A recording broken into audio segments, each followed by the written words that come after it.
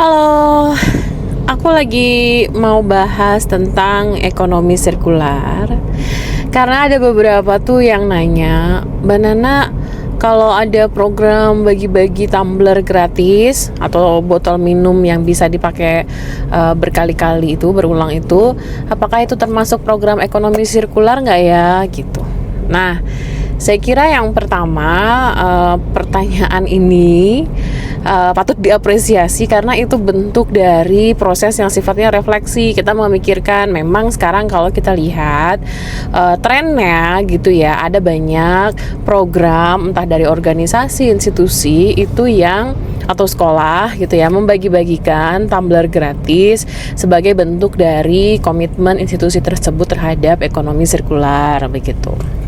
Nah, tapi tentu saya kira jawabannya saya akan mencoba untuk tidak terburu-buru menjawab iya ataupun tidak gitu ya. Dan untuk menjawab pertanyaan ini, saya akan menggunakan rujukan dari prinsip 5R dalam ekonomi sirkular. Nanti saya berikan linknya di bawah gitu ya, beberapa referensi yang pernah saya kaji, tulis juga terkait mengenai ekonomi sirkular ini.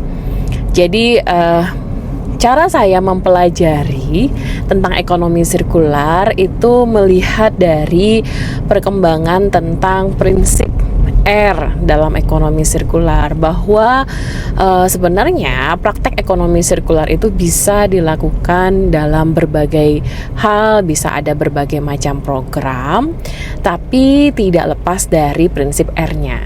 Kalau dulu itu ada 3 prinsip R: reduce, reuse, recycle gitu ya. Tapi dalam hal ini saya menggunakan prinsip 5R, yaitu rethink, reduce, reuse, repair, baru recycle. 5 prinsip R ini. Nah, bagaimana dengan program pembagian tumbler gratis? Apakah itu termasuk program yang memenuhi kriteria dari 5R ini gitu ya? Yang pertama, tentu kita bisa lihat sebenarnya motivasi niatnya gitu ya untuk membagikan botol minum gratis atau tumbler gratis ini untuk mengurangi ya kan konsumsi dari botol minum sekali pakai ya. Jadi saya kira dalam prinsip R reduce, nah itu sudah memenuhi apa yang dilakukan, niatnya itu memenuhi prinsip reduce karena niatnya untuk mengurangi penggunaan botol plastik sekali pakai begitu. Nah, bayangannya, harapannya ketika tumbler ini dibagikan begitu, orang-orang itu bisa berpindah, tidak lagi mengkonsumsi air minum dengan kemasan sekali pakai, tapi bisa kemana-mana bawa tumblernya dan mengkonsumsinya dengan mengisi ulang tumblernya dengan air minum yang ada. Nah, itu harapannya gitu kan. Tapi mari kita bedah, apakah pembagian tumbler gratis ini satu memang betul-betul memenuhi prinsip 5R ini gitu ya. Yang pertama adalah kita juga perlu menelaah sebelum pembagian itu terjadi, bagaimana proses perencanaan programnya. Misalnya, apakah sudah ada program atau prinsip rethink dulu, memikirkan ulang. Misalnya gini, kalau kita mau membagikan tumbler gratis, kita juga perlu memikirkan siapa yang akan menerimanya, gitu ya. Tentu pertanyaan paling mudah yang bisa kita pikirkan adalah, apakah orang yang akan menerima tumbler gratis ini sudah punya tumbler sebelumnya gitu ya, atau apakah dia ketika dikasih tumbler akan langsung mengubah pola hidupnya atau lifestyle-nya. Nah, itu kita perlu pertimbangkan karena tentu kita tidak ingin program pembagian tumbler gratis ini yang tadinya niatnya reduce, mengurangi sampah, malah justru jadi menambah sampah karena yang kita berikan tumbler yang kita berikan ini hanya menjadi tumpukan tumbler-tumbler yang ada bagi penerimanya gitu ya. Nah ini saya juga berangkat dari pengalaman saya sendiri, di rumah ada banyak juga tumbler yang saya dapatkan begitu ya.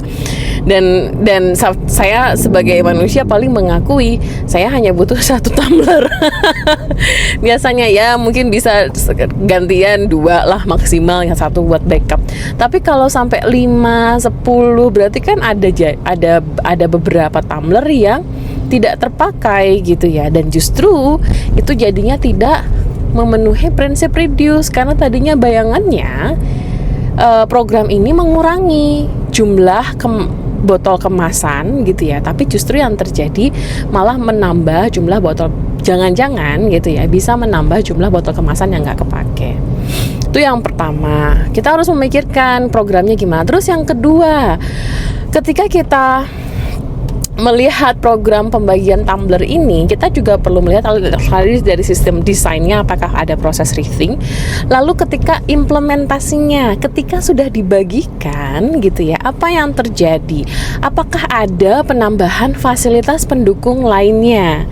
Karena kalau misalnya tumblernya dibagikan gratis, tapi tempat untuk mengisi airnya, tempat untuk mengisi ulang air minumnya tidak ada atau bahkan sangat minim, bisa jadi justru tidak memotivasi orang-orang untuk menggunakan tumblernya gitu.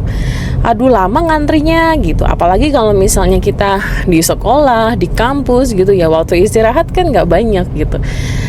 Dan kalau misalnya harus ngantri 10-15 menit untuk mengisi air, nah orang bisa jadi akan berpikir lebih gampang aku beli yang botol sekali pakai aja gitu.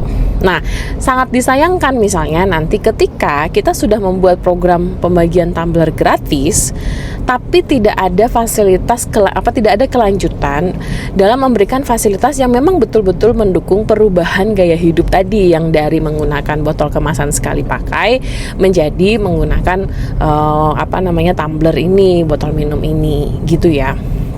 Terus saya kira itu yang pertama. Jadi kalau dibilang apakah pembagian tumbler gratis ini adalah greenwashing gitu, hanya boleh dibilang ekonomi sirkular ala-ala gitu, biar kelihatannya aja ekonomi sirkular.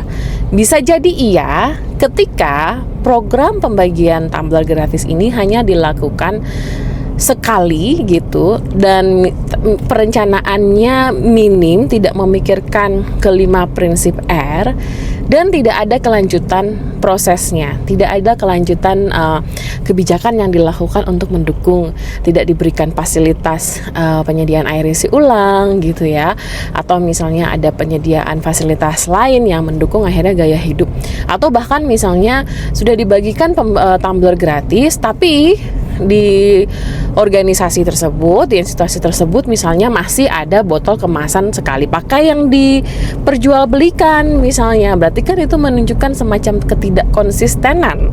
Di satu sisi kita ingin mengurangi jumlah botol sekali pakai, tapi di satu sisi kita masih membiarkan gitu ya, membolehkan botol sekali pakai itu diakses atau diperjualbelikan. Wah, ini ada iring-iringan negara sepertinya guys, mobilnya. Tapi mungkin nggak kedengeran ya suaranya, kalau dia saya cukup kedengeran. Anyway, lanjut.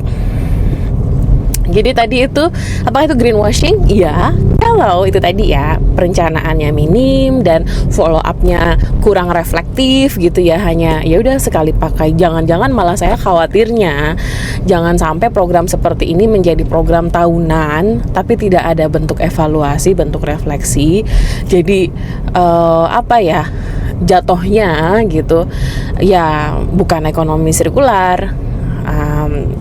Lalu yang kedua, bagaimana membuatnya menjadi program yang sifatnya ekonomi sirkular tadi gitu ya. Saya kira saat ini dari hasil riset yang kita lakukan begitu. Kalau kita ingin memprioritaskan kelima prinsip R ini, kadang yang paling mudah dilakukan tapi paling sering dilupakan itu adalah prinsip rethink.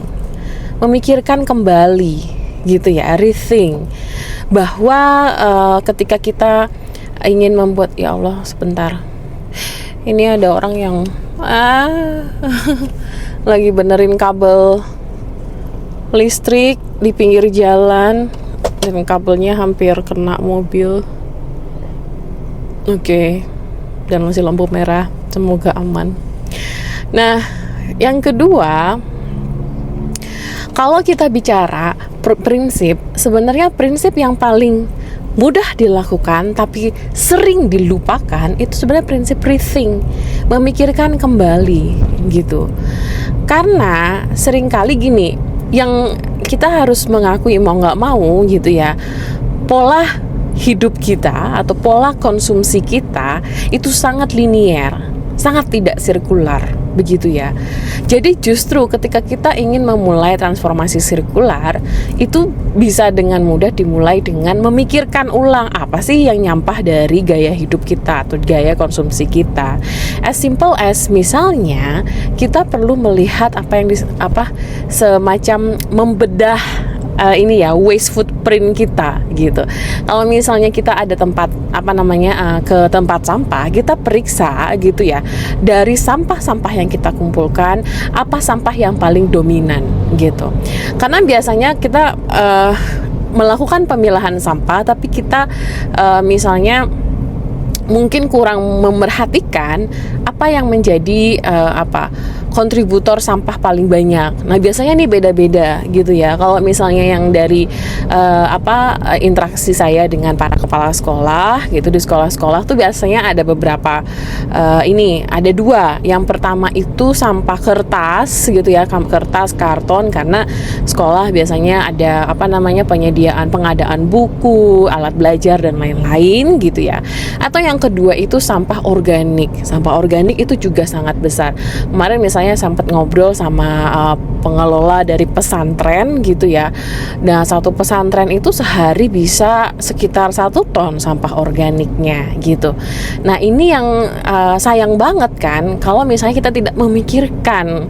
Jadi ketika kita sudah tahu apa yang paling nyampah dari kehidupan kita, terus kita memikirkan ulang bagaimana cara kita itu tadi mengurangi, reduce. Kalau nggak bisa dikurangin, bisa nggak dipakai lagi, reuse. Kalau nggak bisa di-reuse, bisa nggak diperbaiki gitu ya. Kalau nggak bisa diperbaiki, bisa nggak di-recycle. Nah, riset yang kami lakukan dengan para kepala sekolah itu justru menunjukkan prinsip R yang paling mudah itu rethink dan reuse gitu ya, rethink, reuse, reduce. Yang agak susah untuk diterapkan tuh justru repair, karena repair itu akhirnya mereka harus mengeluarkan biaya lagi untuk memperbaiki gitu ya. Tapi bukan berarti nggak bisa. Dan yang terakhir itu justru recycle, karena biasanya kalau recycle itu butuh teknologi yang lebih tinggi gitu ya untuk melakukan proses recyclingnya, dan kadang kalau misalnya kita baru mulai mungkin masih agak kesusahan gitu. Nah, itu mungkin sedikit berbagi dari saya, pandangan saya terkait program pembagian tumbler gratis. Kalau dari teman-teman yang lain ada komentar atau ada masukan lain, boleh tulis di kolom komentar, atau ada pertanyaan lain terkait ekonomi sirkular yang juga bisa dibahas, silahkan tulis di kolom komentar. Oke, terima kasih sudah mendengarkan.